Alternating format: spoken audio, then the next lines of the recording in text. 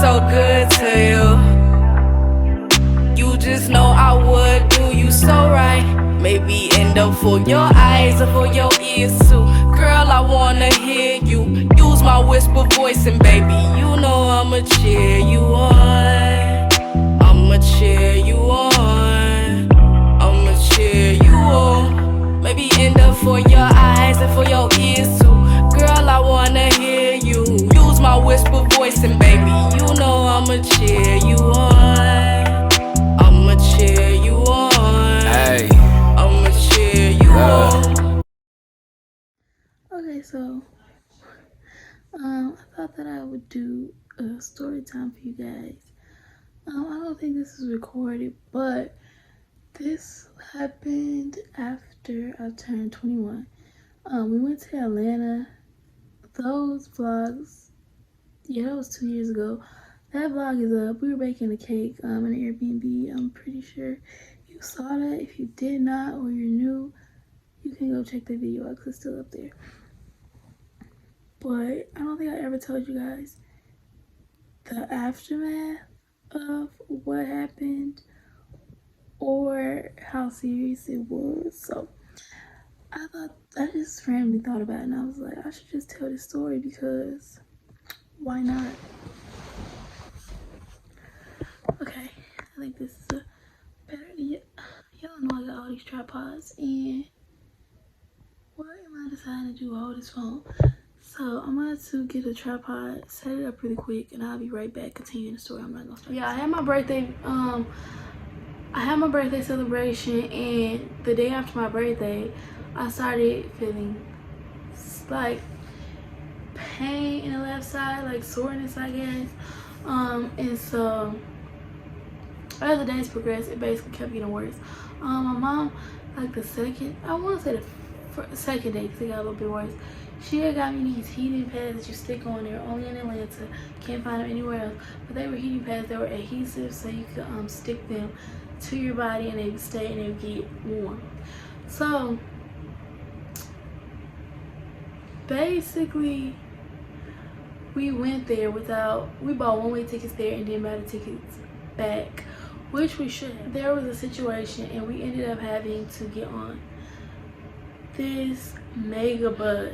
Now, people might not know what mega bus is if they live in certain places where they don't have it, but it's basically this big shuttle bus that takes you through a bunch of states and you eventually get your state.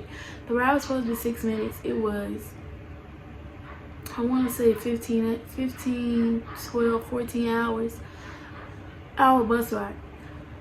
So it becomes the day we're supposed to leave, and you have to get up at 7. This bus did not even come till I think 8 or 9. But yeah, we were at this bus stop, and basically I was not doing well at all. I literally could not breathe at all. Like, it was struggling to get breaths in.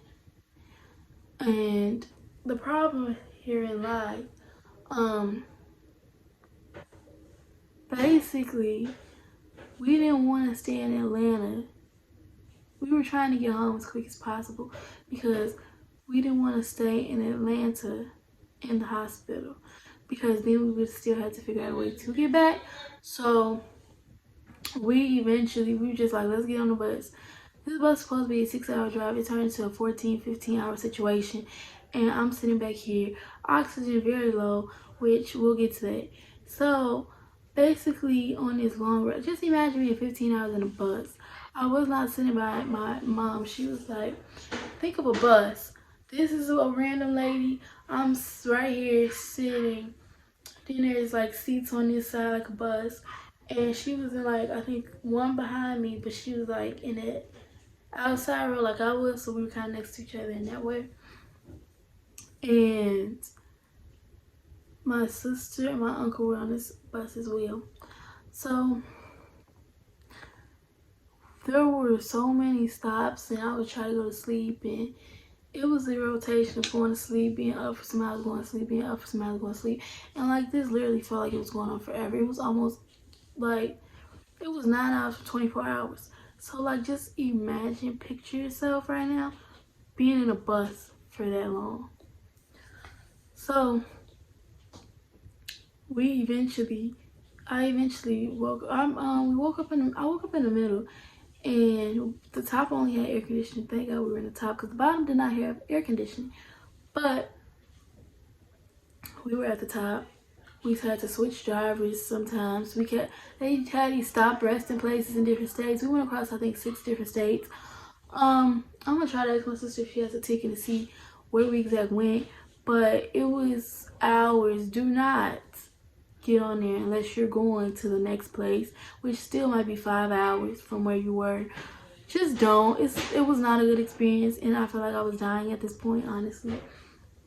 So I really can't breathe, and we're on this bus for 15 hours, and I'm in this situation for 15 hours. So you'll just hear how it turned out. So I wake up after it feels like an eternity on this bus, and I see we're on my state's like expressway, and we're almost there. So once we did get there,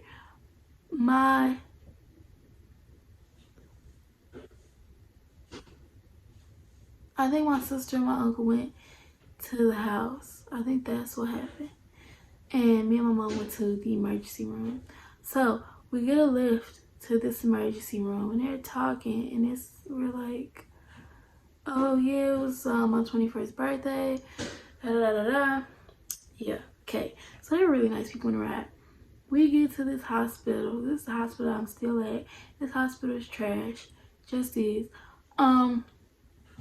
So they take me into the back, and I get put into this like red critical area. And that's the area where they're checking on you a whole lot. It's like blocked off. But before that, they put me on this, they had a post. Is somebody sweeping out there? I'm trying to record. When you gonna be done? In 5 minutes? Cause I could pause. You want me to pause for 2 minutes?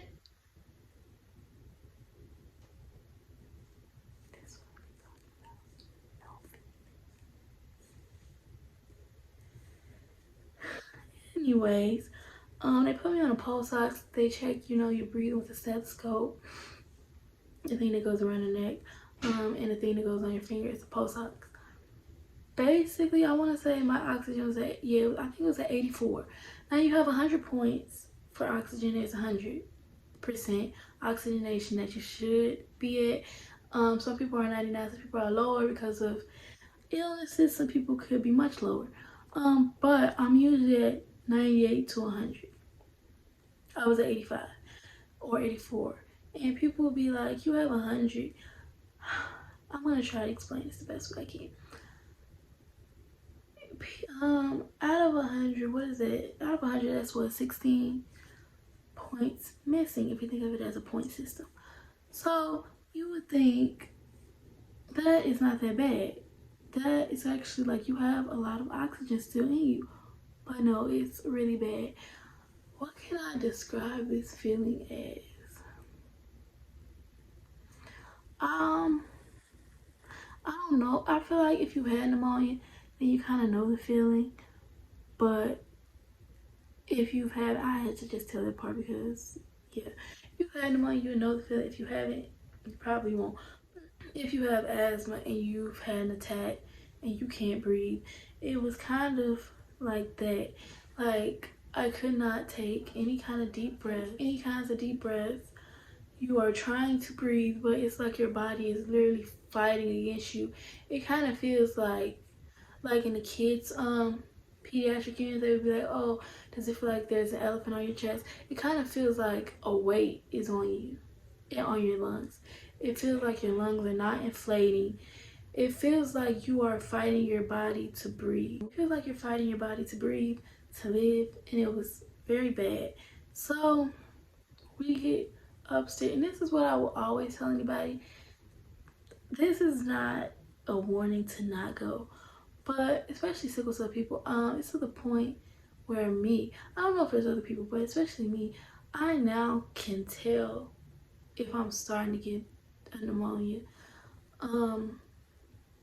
Yeah, I usually can tell. I usually know the start of it because I've had it, I think, maybe 6 to 10 times, maybe 10 to 12, maybe more, but I've had it so many times that you know the feeling. It's this feeling of you not being able to breathe, and you have, like, I think mucus in your lungs, and your lung is not able to move properly, so it causes this like side pain. Yeah, so that's what was going on, and I could not breathe. So we go to the room I was telling you guys about, and in this room you just see the different treatment of different people, from their color. You could just tell that race plays a part in treatment. That's what I'll say. That's the best way for me to put it. There's a different narrative. There's a different type of treatment that you're given. There is a skepticalness to what they think about you from when you walk in. There, most of the time, seems like there is no treating every patient different. It seems like they're treating you based off their last patient who had the same thing, or what they think of you as a whole. Like, what they think of the sickle cell community as a whole, what they've treated as a whole. It seems like they're basing it off that, and they box everybody in together. They don't treat you like an individual. They don't give you the care you're supposed to get. But let's get on with the story, because I can talk about that forever. Because anyways, I eventually got admitted, and that's the air, actually. It's hot. I eventually got admitted, and once I got admitted, I was told that I had 70% of my blood that were sickle cells. And if that's not good, because they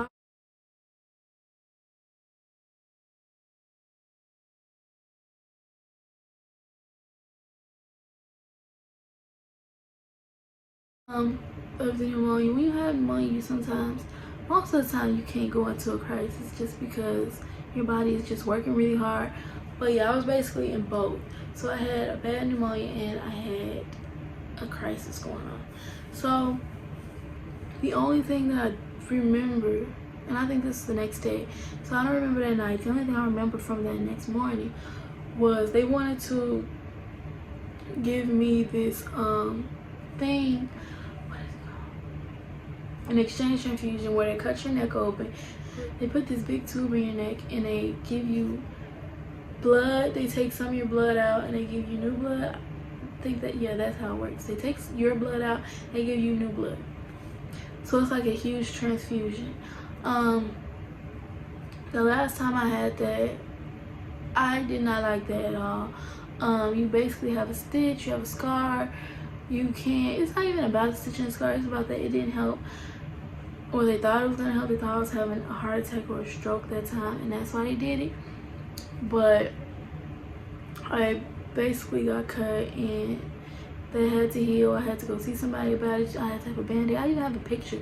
I'll show you guys a picture of the band-aid of where the cut was. And I had to.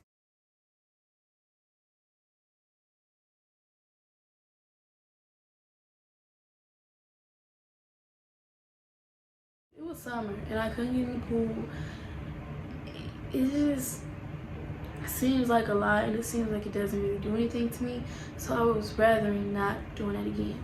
And the man basically told me, oh, if you don't do this, you're gonna die. And so nobody's ever told me that. No doctor should ever tell anyone that.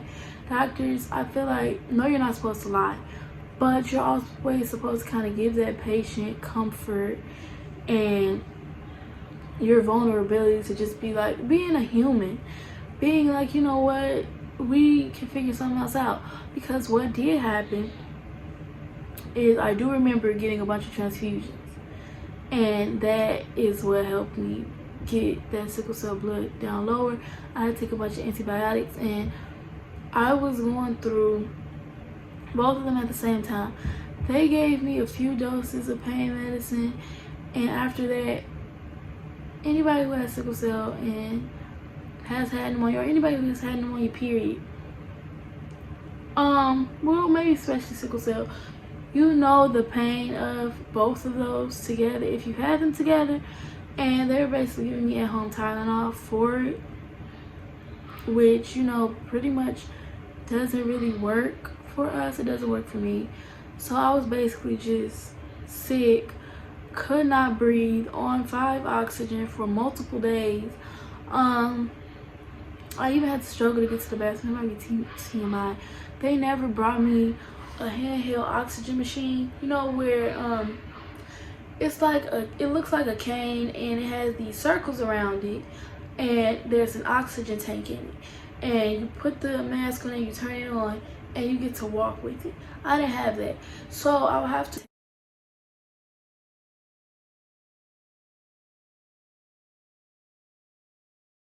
try to me and my mom literally this is not good care. They should have been sued for this, I feel like, because I just feel like it's not good patient care at all.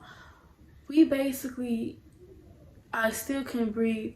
We had to take the mask off.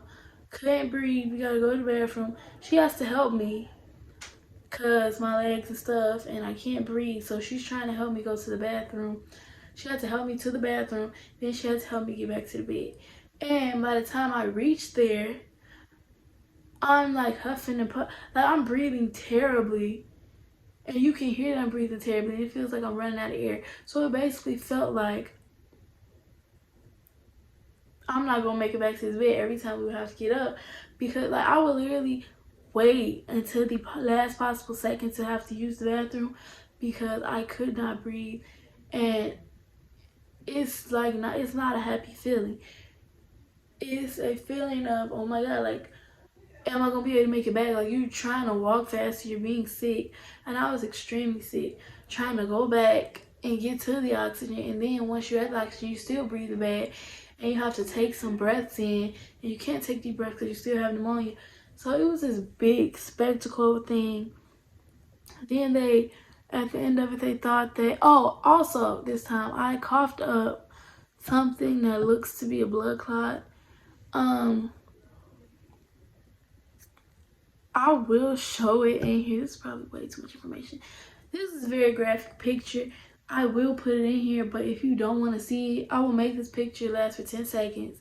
So, starting now until 10 seconds, skip, go.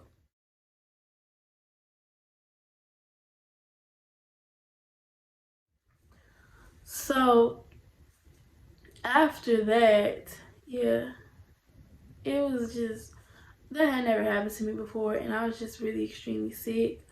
I don't know how long we were in there for, maybe a week and a half, 2 weeks, but we did eventually get to leave, and they thought that I was recording it with my camera, and they were just doing things that were just not what doctors should have been doing. They were very rude, and they had no bedside manner. They came in there with attitudes, and it's like, I'm sitting here very sick. You have not, I didn't even remember the days. Like, there were days flying past. I don't even remember. I don't have any recollection of what happened during that time at all. I know I had an extremely high fever, and they did nothing about it. They wouldn't even give me any type of fever medication. They were just like, oh, it's gonna break on its own. So I had pneumonia. I was in a crisis, and my body was extremely overheated, and they just didn't care. It's truly a blessing that I am still here, because the care was just that bad.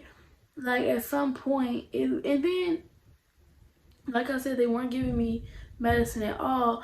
And the man strangely came in there and was like, oh yeah, if she overdoses, which that was the part that I remember, because it was just like in my brain, it was like, you're not giving me any opioids, any narcotic type of medicine. Why would I overdose? It just, I don't know, people have their own feelings about doctors, but it just left a really negative taste in my mouth about them. And it just gave me this feeling of, you're not trying to help me, you're kind of trying to hurt me type of thing. So we left from there. I still have my hematologist there. The other hematologist basically told me that I didn't matter as a patient to her. She had more important things to do. And she now pops in and acts like she has no recollection of seeing that, which is weird. So I'm really trying to find a new doctor. The doctor that I had before, like, So nice. He was my hematologist, so he was not in the hospital. Speaking of that hematologist female who said that I didn't matter to her as a patient, she had more important things to do and walked out. Yeah, she's also the one who was like, yeah, the next time we won't be able to do all those blood transfusions. You're gonna have to get that big transfusion that the man told me if I didn't get, I was gonna die. And she's over my hematologist, but like my old hematologist was so nice. My mom usually stays with me. She all the time stays with me. It was the first time she hadn't stayed with me recently, and I only stayed there a day. I was having pain, but I never want to be in the hospital alone.